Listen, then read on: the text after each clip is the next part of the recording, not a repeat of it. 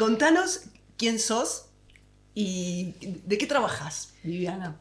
Bueno, yo soy investigadora del CONICET, soy bióloga, digamos, doctora en biología, y soy investigadora superior del CONICET y trabajo con camélidos, con vicuñas y llamas en la provincia de Jujuy hace muchos años, y en Catamarca también he trabajado antes. ¿Y qué haces? ¿De qué trata tu trabajo?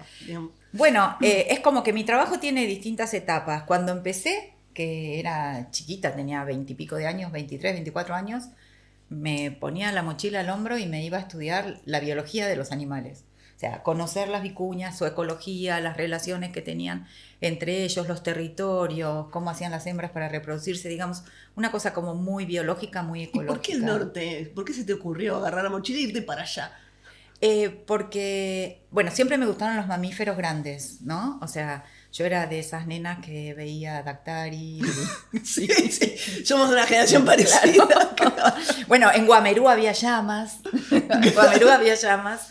Veía Dactari. Siempre me gustó esta cosa de trabajar con animales grandes. Y al principio yo pensé que para eso había que ser veterinaria. Y algo así como a los 7, 8 años me di cuenta que los veterinarios curan animales principalmente domésticos y que si yo quería trabajar con animales silvestres tenía que ser bióloga. Y bueno, nada, y lo decidí. Lo decidí más o menos, claro, a esa edad. Y después, bueno, tuve una experiencia en Patagonia trabajando con ballenas y con mamíferos marinos inicialmente. Pero a mí lo que me encantaba del norte, y yo ya lo había conocido antes porque había estado viajando de mochilera por Machu Picchu, digamos, esos viajes iniciáticos de la juventud, me encantaba la cultura andina, me encantaba la música andina y me encantaba esa cosa de trabajar en un animal que está inserto en una cultura. O sea, que vos estás trabajando con los camélidos, pero de repente escuchás una quena o de repente hay una ceremonia, de repente hay olor a coa porque se está sahumando algo y hay un montón de gente para los cuales ese mismo animal significa otra cosa que para vos desde el mundo, digamos, occidental científico, ¿sí? Una vez me dijiste que una vicuña no es ese animal que estás viendo. ¿Qué es una vicuña?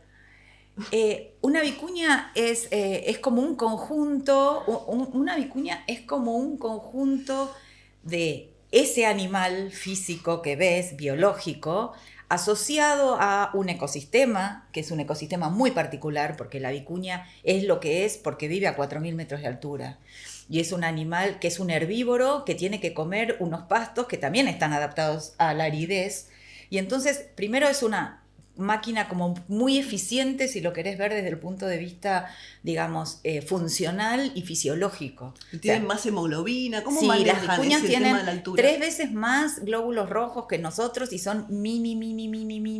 Y además tienen una hemoglobina especializada en captar el oxígeno a bajas presiones parciales y tiene como cosas así alucinantes en términos de cómo se vive a 4.000 metros de altura siendo un herbívoro.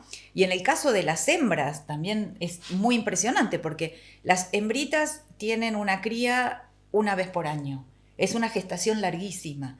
Y además esa cría pesa el 10% del peso de la madre, que también es una cría gigante. Y esa energía la sacan de un pasto que debe ser ralo, duro. Pero pasa algo más increíble, que como justamente el momento de parición tiene que ser en el verano, ellas tienen estro posparto y a la semana de parir se quedan preñadas y entonces tenemos a unas super mamás, porque por un lado están amamantando a la cría que tienen en pie, pero por otro están gestando una cría y todo eso lo hacen comiendo pasto.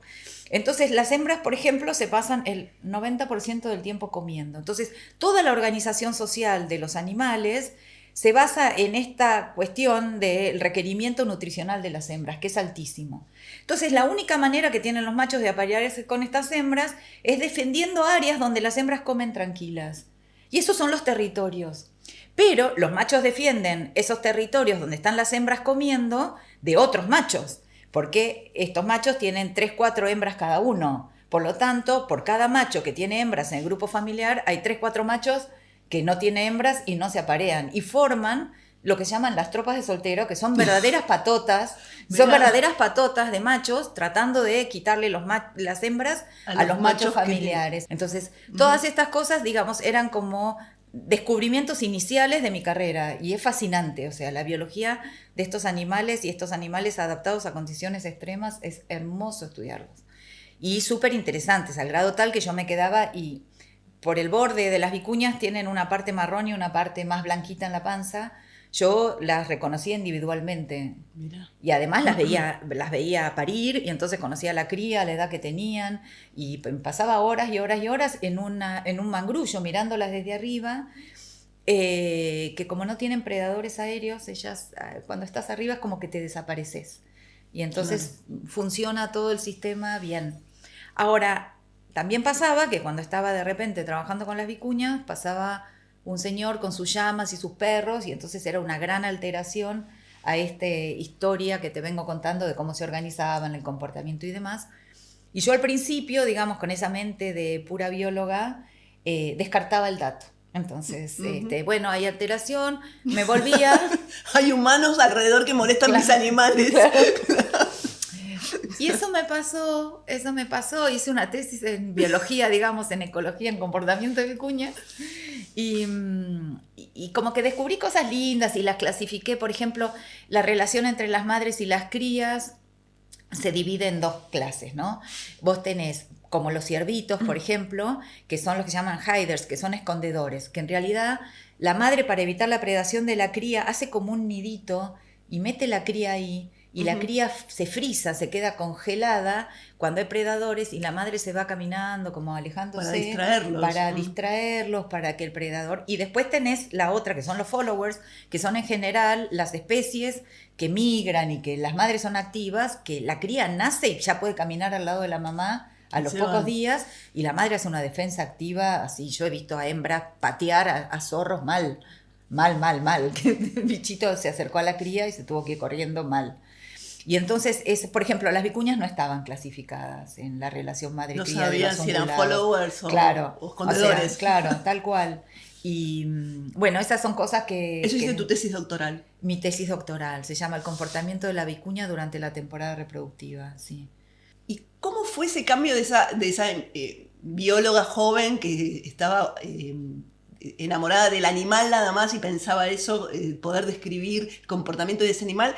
¿Cuándo empezaste a descubrir que el animal era más que eso? No, bueno, me pasó, en realidad esa fue en mi primer campaña, me pasó algo que me cambió para siempre, y es que llegué a Laguna Blanca, a Catamarca, la primera campaña, y me dejaron en una camioneta ahí, en la casa que era de ganadería, y la camioneta se fue, y ahí no había vicuñas. Y entonces me dijeron que había un señor encargado de la reserva que me iba a llevar al lugar donde había vicuñas. Pero este señor no estaba, se llamaba Rocha. Y entonces vino su mujer, vino su mujer, que se llamaba Simona, y entonces vino Simona y me dijo que Rocha no estaba y que para llegar a donde estuvieran las vicuñas teníamos que cruzar un campo entero a caballo o en mula, un campo entero del día entero, y que las vicuñas estaban del otro lado del río, pero que ella no quería que su marido y yo no fuéramos solos ahí, obviamente. Y entonces, claro, fue como muy raro. Entonces yo me puse a llorar, me acuerdo perfecto que me puse en la casa a llorar por dos cosas. Una, porque yo nunca había andado a caballo tanto tiempo. O sea, claro, había andado a caballo. Claro, cuerpo, claro. Yo había andado a caballo, pero no, digamos, no era... enteros, claro. No había andado a caballo tanto tiempo porque me iban a ir a buscar al mes, o sea que yo no tenía manera de volverme, y que además esta mujer no le parecía correcto, y a mí también no me parecía raro que ella me dijera que mejor el marido y yo solos por ahí, ¿no? Que yo pensé que desde la casa de ganadería podía estudiar las vicuñas, que no estaban ahí. Entonces, nada, ella, una señora puneña, así como dura, seria. Nada, yo me puse a llorar en la puerta de la casa, tenía 20 y pico de años. ¿Y ahora cómo hago? Yo tengo que ir a trabajar. Claro. Y yo decía, bueno, qué sé yo, escribo, o sea, no tenía, yo estaba con mi telescopio, con todo. Entonces, el marido de esta mujer seguía sin aparecer. Y entonces ella pasaba, ¿no? Y me miraba, y yo así, ella así. Y un día viene y me dice, bueno, si usted me dijo que tanto no sabe andar a caballo, ¿por qué no salimos a andar a caballo usted y yo? Y así y la entreno. claro, Te voy a practica. entrenar. Y entonces después me dice, bueno, mire, yo no quiero que mi marido vaya con usted, pero parece ser que de la provincia le dijeron que tiene que ir con usted. Y entonces me dice, ¿a usted le molesta si yo voy también con mis hijos? Pero usted nos paga la comida a todos. Y yo dije, sí, claro, sí, claro, sí. Sí. Entonces lo que pasó es que nos fuimos todos.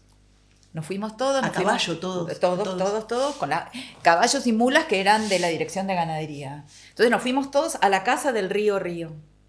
Nos quedamos ahí un mes. Con Simona, con el hijito de Simona, con Rocha, que salíamos todas las mañanas a trabajar con las vicuñas.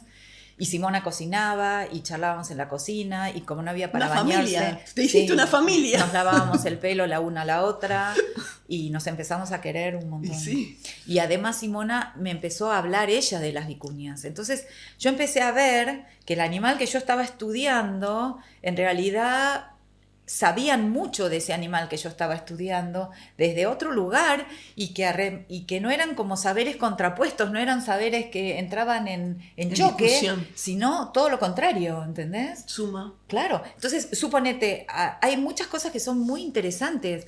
Por ejemplo, hay un lugar, hay gente que te dice que el suri, mira, esto es como mágico. El suri, que es el ñandú de la puna, se puede transformar en vicuña y la vicuña se puede transformar en suri, que donde hay suri no hay vicuñas y que hay como un intercambio. Lo interesante es que tienen nichos ecológicos parecidos, entonces vos podés hacer una correlación entre ese como pensamiento mágico y la realidad de la ecología.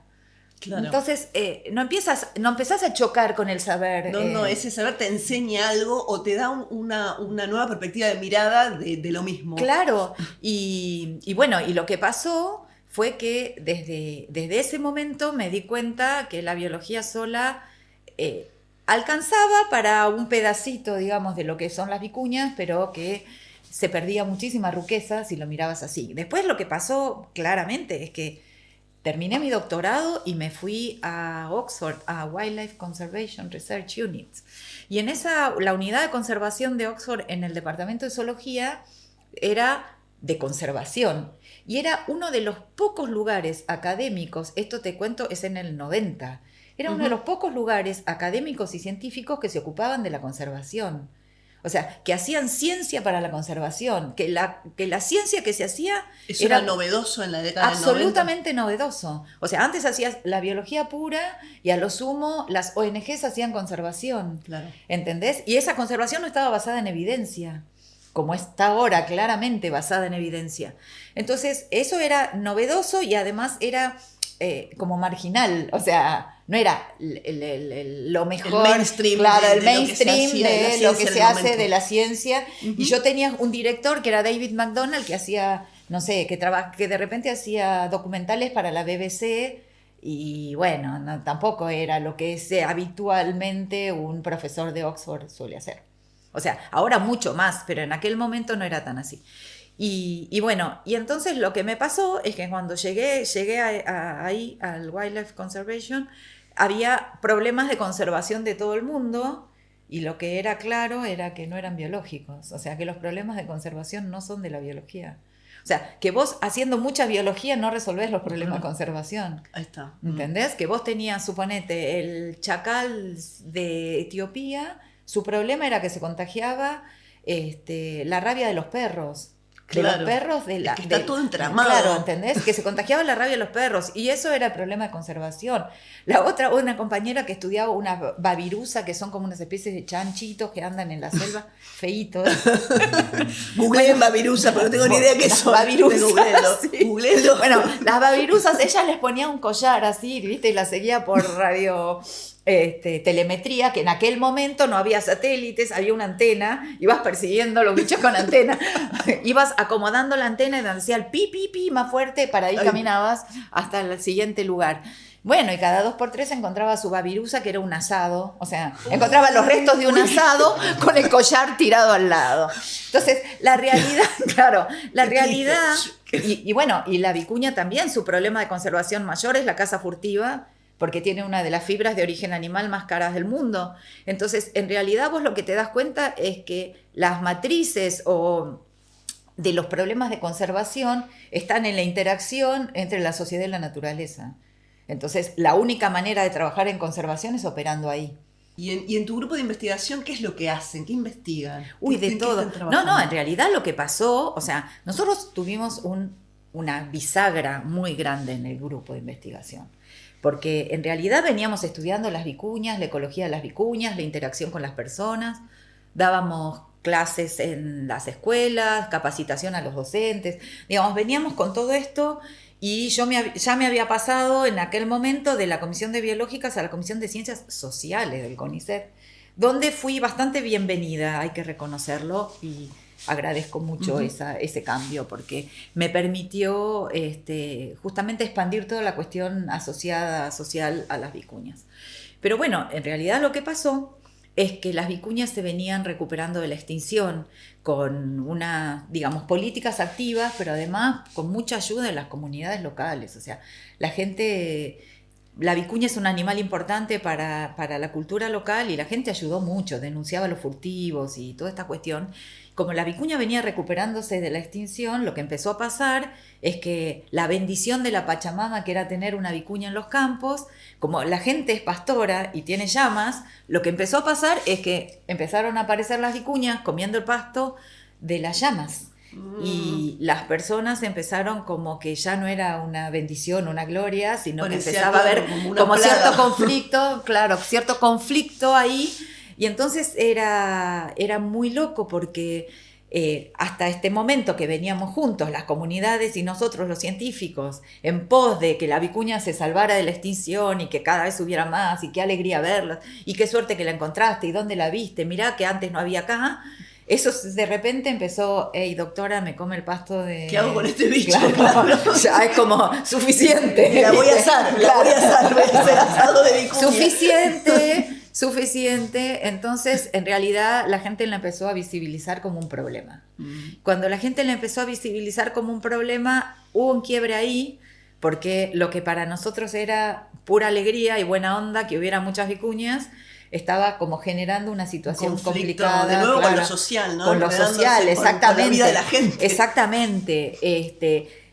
Y entonces, en realidad, el equipo de investigación, y en aquel momento tuvimos un subsidio de la Unión Europea con el que lo pudimos hacer, el famoso proyecto Max, en el año 2003, dijimos, bueno, vamos a animarnos a hacer el chacu.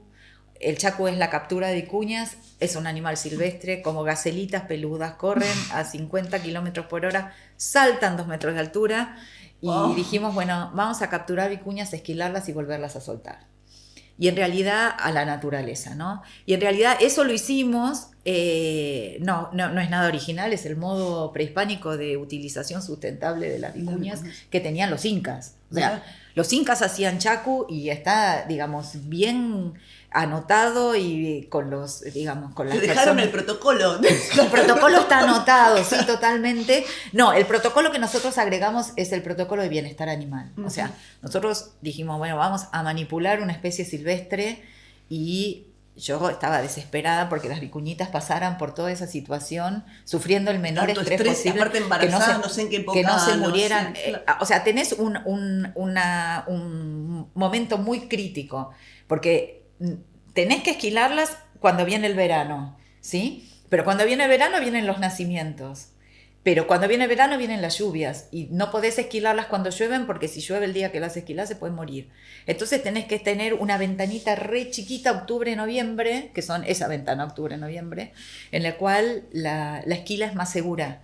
Entonces vos tenés... ¿Por qué se mueren cuando llueve? Porque tienen hipotermia. Porque en realidad lo que les pasa es que no es un animal doméstico criado para la fibra. Cuando vos en la selección artificial generás un animal para la fibra, le sacás 2 kilos de fibra, le dejás un cacho así y el animal sobrevive. Ahora, las vicuñitas le sacás 200 gramos, tienen un pelito de 3,5 centímetros, y cuando vos la esquilás, la dejás como desnuda, digamos, de alguna manera, frente a la intemperie, a 4.000 metros de altura, donde todas las noches es susceptible de heladas. y vos le acabas de sacar lo que la protege de eso, su adaptación.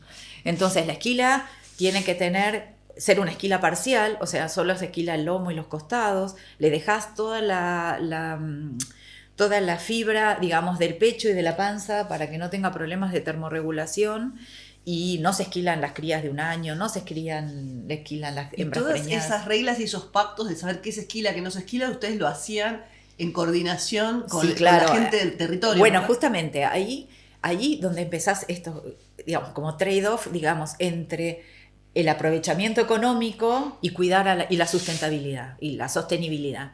O sea, si vos vas por el aprovechamiento económico, se te pueden morir después, y si vos vas por la sustentabilidad, no las tocas. Sí. Claro.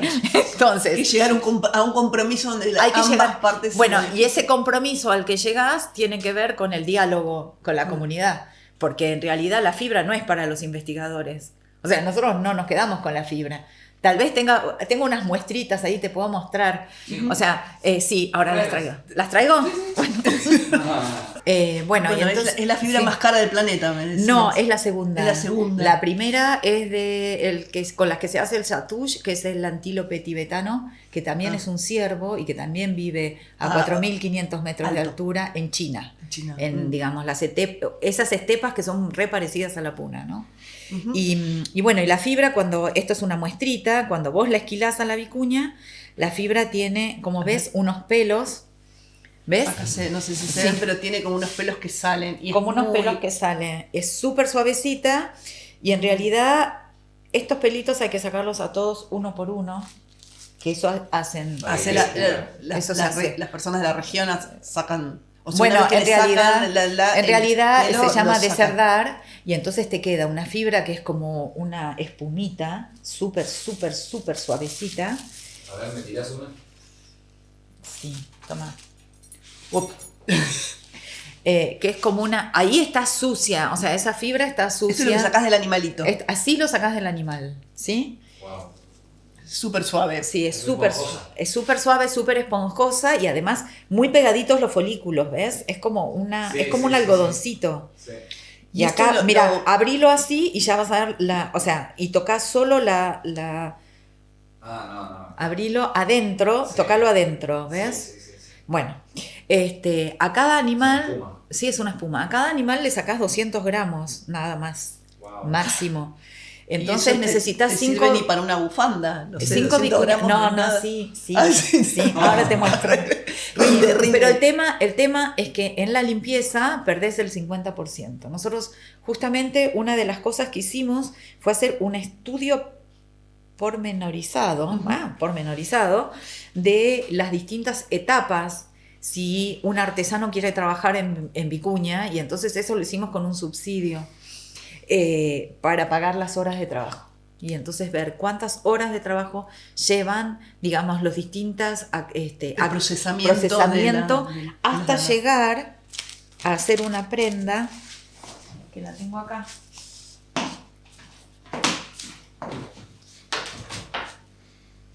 Que es una belleza absoluta. ¿Ves? Ay, es No, hermoso, es una belleza. Hermoso. No, Y tiene olor a entonces- naftalina porque la cuido mucho acá. entonces, ustedes sacan la lana con la gente del lugar y la lana se la queda la gente del lugar. la ¿Cómo es? cooperativa. ¿Cómo El tema es trabajas así. el El tema es trabajo? así. Lo primero que hay que hacer, lo primero que hay que hacer es un plan, lo que se llama un plan de manejo. Plan de manejo son todas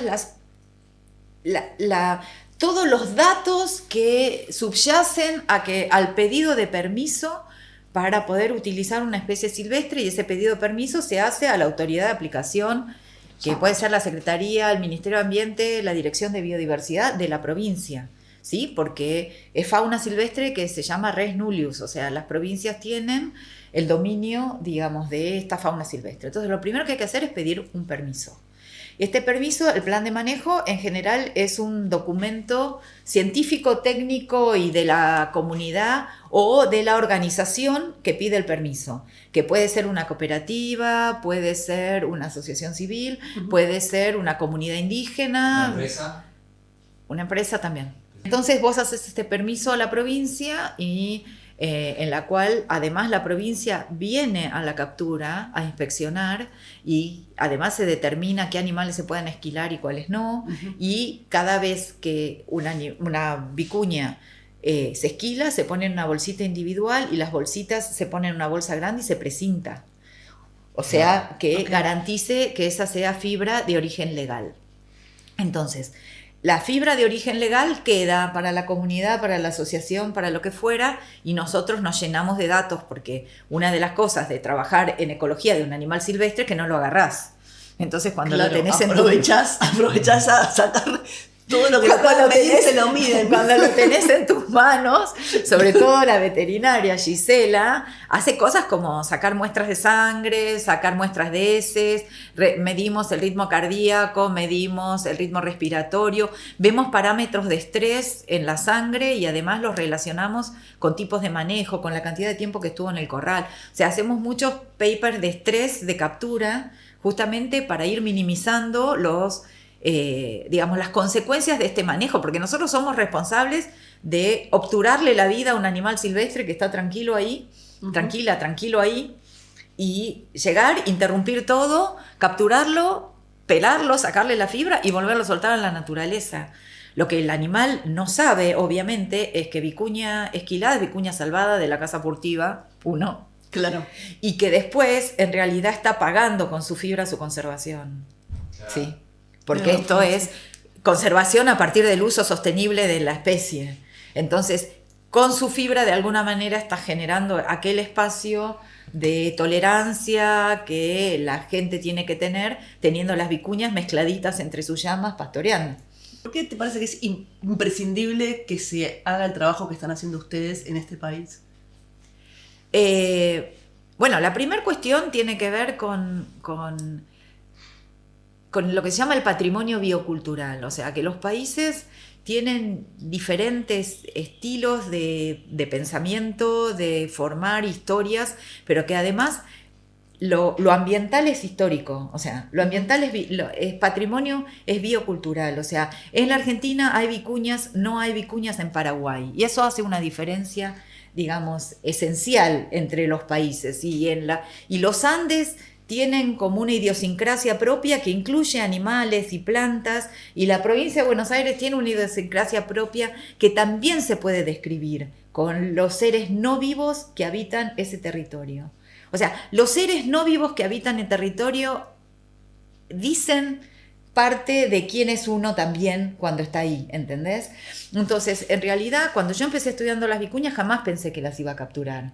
Y jamás pensé que iba a terminar, qué sé yo, hablando de mercados de fibra, o el oligopsonio, o las prendas en Milán, y los diseñadores de moda de elite, y toda esa cuestión en la cual, digamos, la fibra te va llevando. Porque ahí te das cuenta que en realidad la vicuña une como a las dos puntas de la escala social. Las prendas de vicuña cuestan $20.000, $30.000. Entonces visten a millonarios. O sea, vos ves en la revista Forbes un montón de prendas de vicuña porque ellos son los compradores.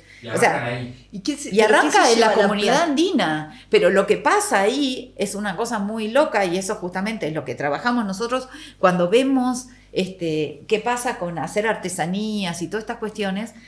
Es que de repente vos tenés una prenda que vale $20.000 en Milán, y resulta que la comunidad recibió 100.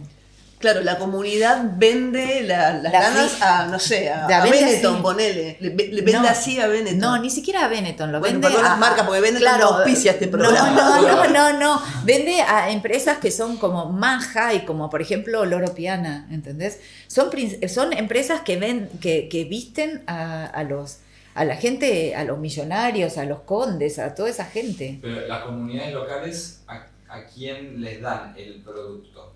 Se vende a empresas de acá, por ejemplo, que exportadoras. Entonces vos ahí ya tenés un paso.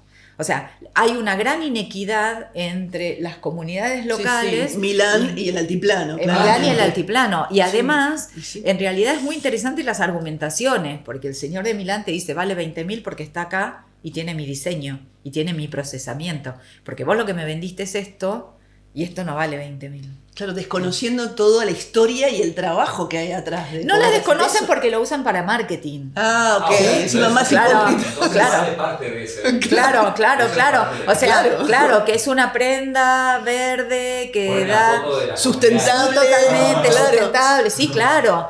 Sí, si querés te lo muestro. Después lo vemos. Ahora te muestro el librito de Loro Piana. Sí, tal cual. Y que además, gracias a la industria, se salvó la especie de la extinción. Digamos, Se desconociendo. los tenemos que agradecer. No, desconociendo mucho el esfuerzo que hicieron las propias comunidades, ¿no?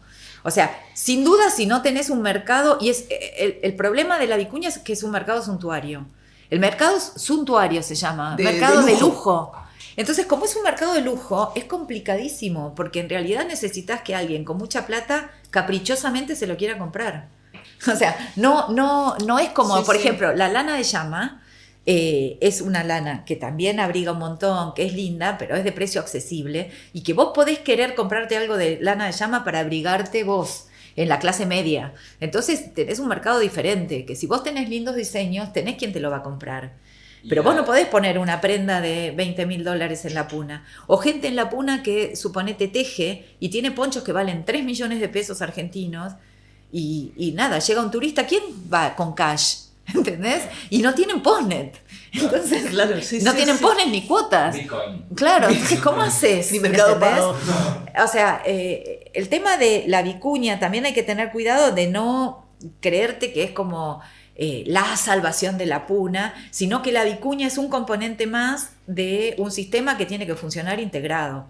O sea, con la llama que es un animal doméstico, que lo llevas, lo traes, que inclusive se puede utilizar la carne, con la llama, con su fibra de llama, con su cuero de llama, con su carne de llama, con la quinoa, con los turistas, con la vicuña. O sea, la única manera de generar un desarrollo sustentable ahí es trabajando desde muchos todos. lugares. O sea, no creyendo que esto es hermoso y carísimo. Nos va a salvar, claro. Claro, o sea, y además es una cosa engañosa y que a mí me parece mal que la gente crea que esto los va a salvar, porque además el problema de esto es que esto entra a un mercado que no es un mercado solidario, digamos, que es un mercado capitalista neoliberal que lo que quiere es la máxima ganancia lo más rápido posible. Entonces, en realidad, lo que quiere es conseguir el insumo lo más barato posible, que es la materia prima. O sea, no es que esto juega en un mundo con otras reglas, esto juega en el mundo con las mismas reglas y juega desde mucha inequidad. Entonces, es complicado para las comunidades. Sí, desde luego. Este año es el año internacional de los camélidos. Sí. Siempre me lo has Sí. dicho. Y a mí me gusta cuando vos hablas de los camélidos como ese animal que están en las regiones más áridas acompañando la vida de los más pobres. No solo eso, sino que son los animales que sin ellos esa gente no podría vivir. Tanto Porque- de decir, los camélidos contanos Bueno, quiénes los son. camélidos son los dromedarios que tienen una joroba que viven en las zonas del Sahara, digamos, de África, y los bactrianos que tienen 2 jorobas que viven en la zona Lo que llamamos de camellos, Asia. los Camellos, nosotros los decimos camellos, los camellos. grandetones que pesan 400 kilos, que son muy hermosos. Yo ahora estuve justamente en el Congreso de Etnobiología de Marruecos y estuve con camelleros de dromedarios y amé los dromedarios que son mansísimos. Yo los veo más buenos que las llamas, que creo que si tuvieran el carácter de las llamas sería más difícil. Son buenos. Son buenazos. Digamos, cuando están así domesticados, muy mansos, son divinos. Y bueno, están los dromedarios, los bactrianos, y después tenés 4 especies en América del Sur. Tenés los guanacos y las vicuñas, que son silvestres, Ujú. guanacos en Patagonia full, y Claro. la domesticación del guanaco hace 5.000 años por los pueblos que vivían en los Andes, que transformaron el guanaco en la llama, y la domesticación de la vicuña con cruzas de genética de guanaco y llama que inventaron, digamos, la alpaca. O sea, si no hubiera habido personas en América, no habría alpacas ni llamas. Y bueno, y estos 6, porque tanto en África como en América te permiten vivir en lugares donde si no, no se podría vivir. De hecho, digamos, en la época prehispánica, a 4.000 metros de altura tenés solo camélidos. no tenés... Y si no hay aire, claro, y además, no tenés posibilidades de plantar, porque todas las noches hay unas heladas tan fuertes que podés tener, suponete, quinoa bien protegidita, pero nada. Y entonces todo el imperio incaico funcionaba con un sistema que se llama la complementariedad de pisos ecológicos. Los tipos eran muy genios en llevar, por ejemplo, arriba vos tenías los camélidos que eran proteína y fibra. Y en los valles tenías de repente el maíz, la papa. Claro. Entonces, vos ibas, eran como ascensores, y la sal en otro lado. Entonces, eran como ascensores en los cuales los distintos pisos ecológicos sostenían un imperio y le daban recursos a todos los que vivían en distintos lados de la montaña. Y lo interesante es que los ascensores eran llamas cargadas. O sea, eran caravanas de llamas. Entonces vos tenés caminos de caravanas de llamas que te llevan, por ejemplo, plumas verdes de las yungas a Antofagasta de la Sierra, o una concha del Pacífico. O sea, en Antofagasta de la Sierra... Eran trenes. Eran trenes. Sí, tal cual. Y además no solo eso... Vagones, me los imagino. No solo eso, sino que vos... tenés paradas que se llaman las jaranas, que bueno, los estudian los arqueólogos, ¿no? De que jaranas que tienen 2000 años y que al día de hoy, yo que estudié las últimas caravanas de llamas que llegaron a Santa Catalina, que se extinguieron, las jaranas son las mismas. O sea, la gente para venir de Sudlipes en Bolivia a Santa Catalina en Jujuy para 4 veces, porque vos tenés que parar para que las llamas coman y tomen agua, claro. Y descansar, y haces un campamento, digamos, y seguís al día siguiente. Como las postas. Claro, y esas son las jaranas. Es una ruta que viene de miles de años. Sí, desde el... Sí. Y vos ves llegar las caravanas de llama, bueno, ya no llegan, pero cuando llegaban a Santa Catalina, dejaron de llegar en el 2018. Las ves llegar y sentís que viene la historia, porque además la tecnología de la caravana en llama es la misma. Las caravanas de llama llevan un costal que está tejido con llama, sogas que son de llama, si quieren ahora les traigo el costal y las sogas, y viene la llama caminando y el llamero, que a mí, o sea, yo empecé trabajando con las caravanas de llama porque me alucinaba ver la comunicación entre el llamero y las llamas. Los tipos llevan, suponete 4 o 5 llameros, pueden llevar 80 llamas, y en realidad lo que pasaba, son todos machitos castrados las llamas de caravana. Entonces lo que empecé a preguntarles, ¿no? Digamos, cómo los elegían, por ejemplo, para la caminata, y entonces te dicen que bueno, que los ven jugar de chiquitos y que ya saben quién sigue a quién, quién es líder, quién sigue a quién y cuáles son más caminadores, y en realidad las caravanas siempre llevan 1 o 2 de un año o 2 que van sin carga para aprender el camino. Pero además hay unos llamos especiales, que son los llamos que son los líderes, que son 4 o 5, que son siempre lo mismo, y en particular había uno que tienen nombre. Había uno que Natalio tenía que se llamaba Javier, que Javier sabe el camino. O sea, si Natalio se desmaya, Javier llega a Santa Catalina. O sea, Javier... y además son unos machos que van, como se dice, decorados. Llevan una especie de collar que se llama puizo, lleno de colores, y una campana. Y caminan adelante con la gente o caminan adelante de la caravana. Y en particular fue muy impresionante porque a Javier yo lo seguí durante 5 años y Natalio tenía cosas. Natalio era el caravanero, el humano, Natalio era Homo sapiens. Natalio era Homo sapiens. Por ejemplo, nunca viajaba sin Javier, pero una vez que Javier estaba flaco y había poco pasto, Javier viajó sin carga, pero viajó, ¿sí? Y bueno, y entonces esta feria de Santa Catalina, que también es un resabio de las ferias ancestrales, porque en realidad de Bolivia, ¿qué traen? Traen fibra de llama a la feria, y bajan camiones desde Santa Catalina, desde La Quiaca, desde Abrapampa, desde los pueblos, vienen camiones con harina, con bolsa de harina de 50 kilos, porque en Bolivia hay poca harina, entonces el intercambio es de fibra de llama por bolsa de harina. Y ese intercambio es complicado porque el precio de mercado en el cual va a haber ese cambio no se sabe de antemano.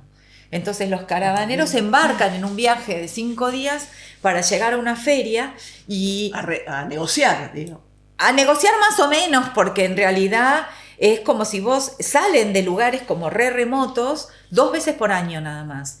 Una vez trayendo fibra a la feria de Santa Catalina y la otra vez bajan, llevando sal del Salar de Uyuni, bajan a una feria en Bolivia que es como de los valles. Entonces, en la feria de los valles ellos buscan papa, maíz y, digamos, y vegetales en general, y a esta feria de Santa Catalina se llevan alimentos procesados, fideos, arroz y harina.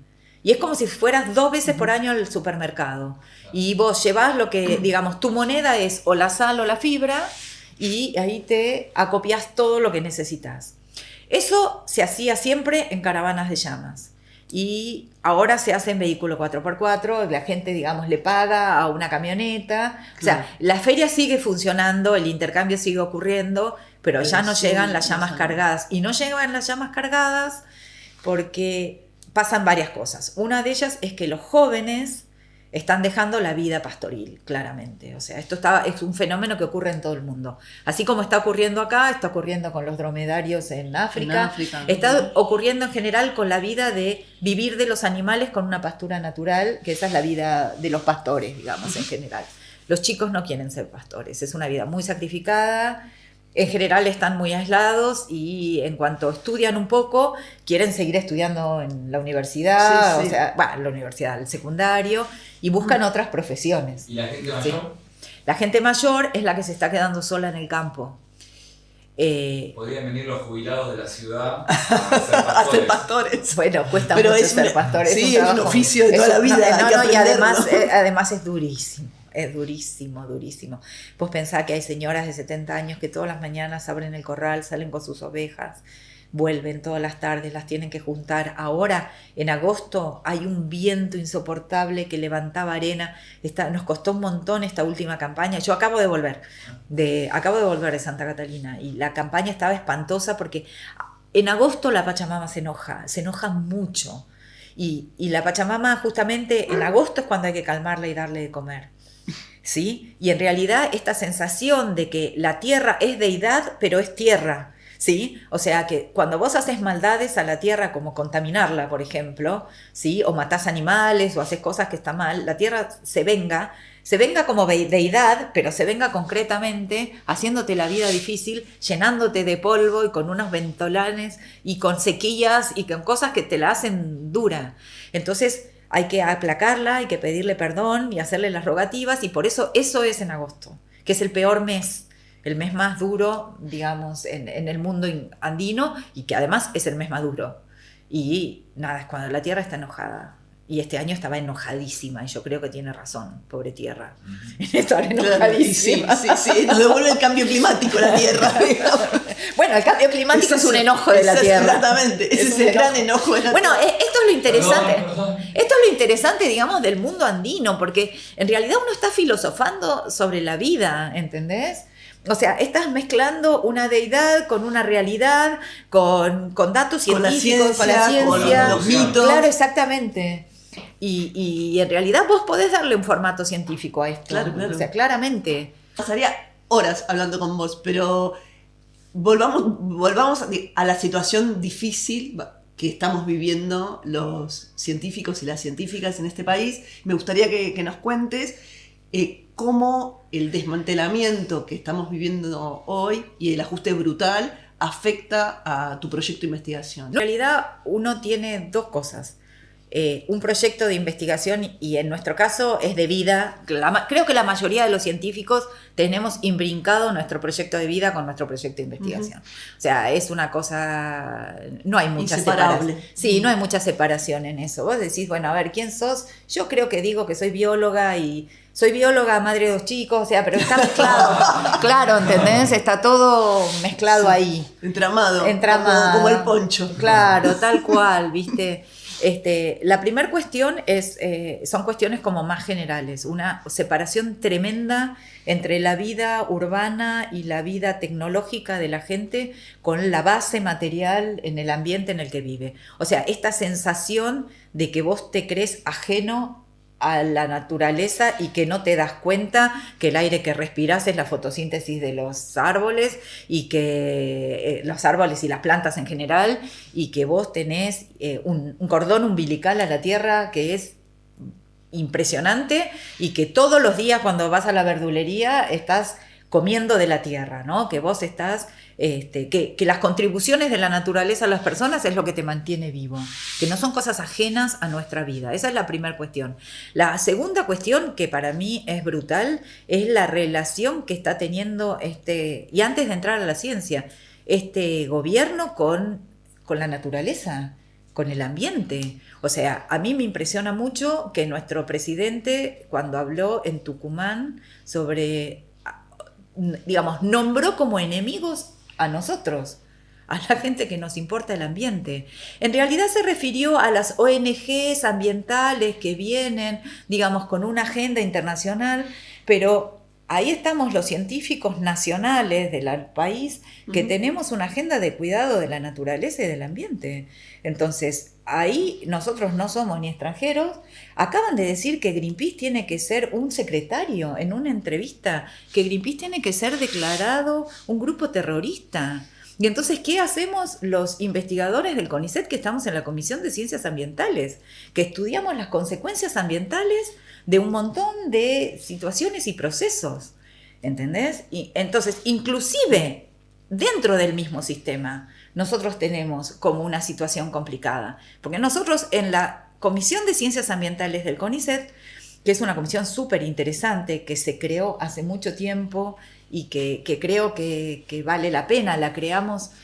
Yo en aquel momento participé activamente en crear la Comisión de Ciencias Ambientales del CONICET, porque estábamos en aquel momento con el Ministerio de Ciencia recién creado. ¿En aquel momento qué año era, más o menos? Ay, bueno, cuando se creó el Ministerio de Ciencia, cuando empezó, digamos, Lino su gestión, generó un grupo que se llamaba CABIS, Comisión Asesora de Biodiversidad y Sustentabilidad. Lino tenía 3 comisiones, la de células madres, la CABIS y una de, creo que era de taxonomía o algo así, que era muy interesante porque teníamos como acceso directo al ministro. Y en realidad, desde la CABIS, desde la Universidad de San Martín y el IADIS Alcrisit de Mendoza, estas 3, digamos, instituciones nos juntamos fuertemente porque lo que nos venía pasando a muchas personas que trabajábamos en ambiente era eso que te cuento. O sea, que yo me fui de biológicas a ciencias sociales, pero en ciencias, o sea, siempre era como sapo de otro pozo, porque en ciencias sociales eran más amables que en biológica conmigo. Ese es el problema de la interdisciplina. Claro, que nunca estás, y además todos creen que sos del otro. Sí, totalmente. Te van a entender más allá. Claro. Allá te entienden más. Que los de biológicas te dicen, no, lo tuyo es muy social. Y que en sociales te dicen, no, lo tuyo es muy biológico. Y vos estás ahí en un limbo complicado. Entonces, la Comisión de Ciencias Sociales está para eso, para todos los outsiders. Porque a mí lo que me pasaba era que cuando estaba en la Comisión de Ciencias Sociales, veía un montón de gente, como los etnobiólogos botánicos, suponete, la gente trabaja en plantas medicinales, trabaja en las dos cosas, en la biología y en la planta y en lo que la planta hace a la gente y en cómo la gente encuentra pero también podés irte al laboratorio y buscar las moléculas que tienen efecto y entonces en realidad estás en una interdisciplina muy interesante. Entonces, bueno, esa Comisión de Ciencias Ambientales es una comisión que para mí es gloriosa y que hay que cuidar un montón. Los valores de la naturaleza en general son 3, o sea, se pueden clasificar en 3, son muchos más, pero digamos, te los pones en la cabeza clasificados en 3, que está buenísimo. Tenés el valor instrumental, que es el valor de las contribuciones de la naturaleza que hacen que vos estés vivo. Tu comida, la madera para construir una casa, lo que se puede pagar con dinero, digamos. Ese es el valor instrumental de la naturaleza. Lo que antes se llamaba recursos naturales, ¿sí? Uh-huh. ¿Sí? Que lo que vos podés aprovechar para vivir de la naturaleza. Pero después tenés otros valores. El valor intrínseco. El valor intrínseco es el valor de existencia. Es estos seres que están adaptados a distintas condiciones y que son únicos en sí mismos y que son interesantes en sí mismos y que tienen derecho a vivir y a expresarse y a estar en el mundo y habitarlo. Ese valor intrínseco es lo que te lleva a todos los derechos de la naturaleza, ¿entendés? Es esta cosa de decir, bueno, yo lo considero valioso y después tenés el otro valor, que es el valor relacional, que es lo que hace que algunas personas amemos ciertos animales que otros detesten, o que hace que a mí me importe que existan, y me importe la vida, y me importen los ecosistemas, y a otro no, y que hace que de repente uno se sensibilice cuando está en un parque nacional y cambie su percepción sobre las cosas. Entonces ahí tenés lo relacional. Ahora, por darle exclusivamente valor instrumental a la naturaleza es la crisis ambiental que vivimos. Y eso en realidad es una conclusión muy básica. O sea, cuando solo mirás la naturaleza en su forma utilitaria, es cuando destruís todo porque no te importa nada. Es decir, o sea, cuando no ves el valor intrínseco de existir y el valor relacional de lo que importa como ser humano, o sea, esta cuestión de la inspiración, esta cuestión de, por ejemplo, las vicuñas que forman parte de canciones, de coplas, están dibujadas en las cavernas. O sea, la gente las expresaba artísticamente, les importaba mucho más que lo que se comían. Si no se lo hubieran comido, no lo hubieran dibujado. ¿Entendés? Claro. Es que vivían junto con ellos. Claro, ¿entendés? Entonces, esta cuestión, digamos, tan global y tan interesante, es lo que se corta. Es decir, digamos, los recursos naturales nos dan de comer, son recursos, vamos a explotarlos y vamos a sacar divisas de esto, y como única política. Pero además, si vos dijeras que eso lo haces, suponte que vos tenés una comunidad indígena que vive en un salar, que tiene litio, y que la comunidad forma parte del proyecto extractivo, no es... con límites a la extracción, y se plantea en forma sustentable, y son actores que se escuchan. Andás a ver si no se puede generar un proyecto de desarrollo interesante. Esto no es así, esto es extractivismo puro y duro, donde las corporaciones extranjeras toman a la Argentina como un país para extraer materias primas, y ya estamos, y eso es todo, y se lo van a chupar, y vamos a ser cada vez más pobres, y les entregamos nuestros recursos a otros, y no está bien, no está bien. Que no podés seguir haciendo porque no hay fondos. Bueno, por lo pronto los fondos son horribles.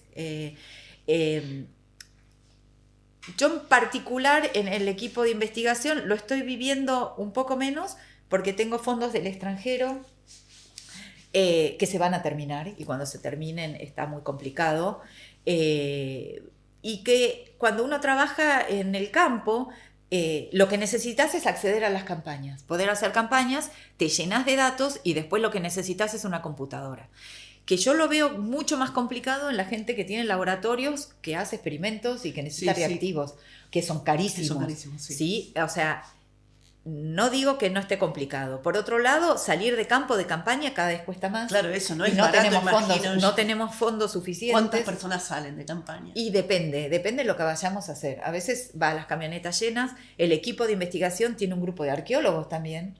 Entonces tenemos, digamos, los grupos biológicos y los grupos arqueológicos, y compartimos muchos por ejemplo, el vehículo, la camioneta. El tema es que con este presupuesto se nos van a terminar las campañas y se va a terminar, digamos, la posibilidad de investigar, pero lo que a mí más pena me da es cómo esto tira para abajo a los jóvenes. O sea, los chicos no les interesa ser becarios, no les interesa la relación, digamos, esfuerzo-salario, que realmente a mí me parece vergonzoso. O sea, a mí me cuesta proponerle a alguien ser becario del CONICET, lo que antes no me costaba. Antes yo me la pasaba diciendo, bueno, y entras al CONICET y haces una carrera, y después entras a la carrera de investigador. A mí ahora me da miedo, digamos, entusiasmar tanto a la gente, ¿sí? Porque estos chicos no van a vivir la realidad que nosotros vivimos momentos durísimos.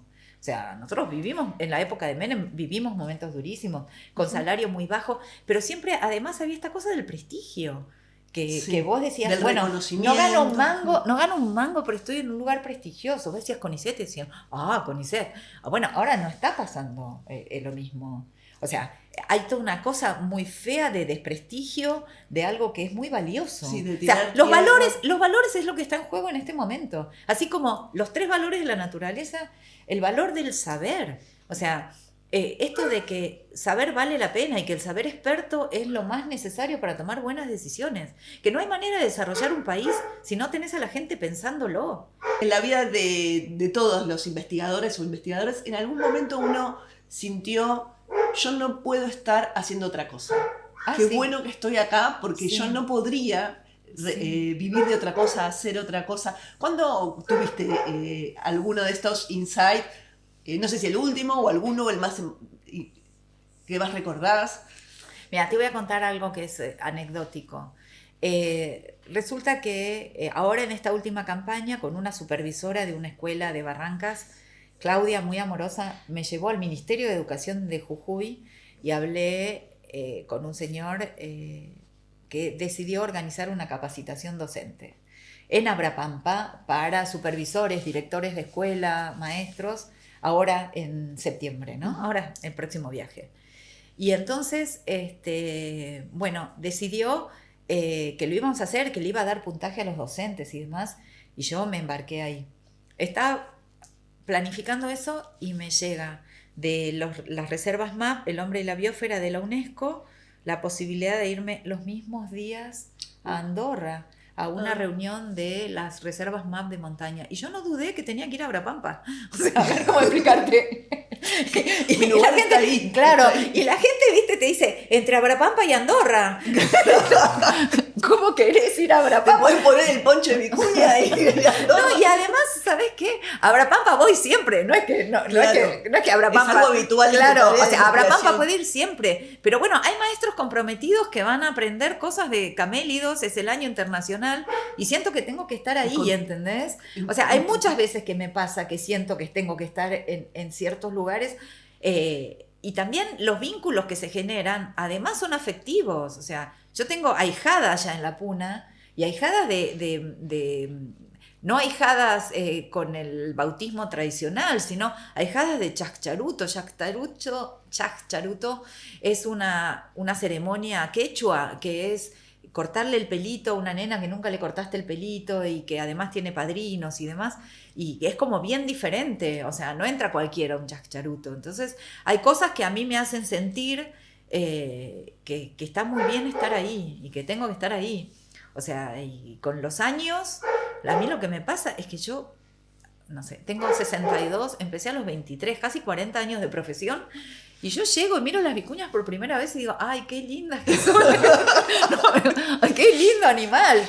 O sea, son preciosas. Son un animal bello, ¿sí? Me pasa.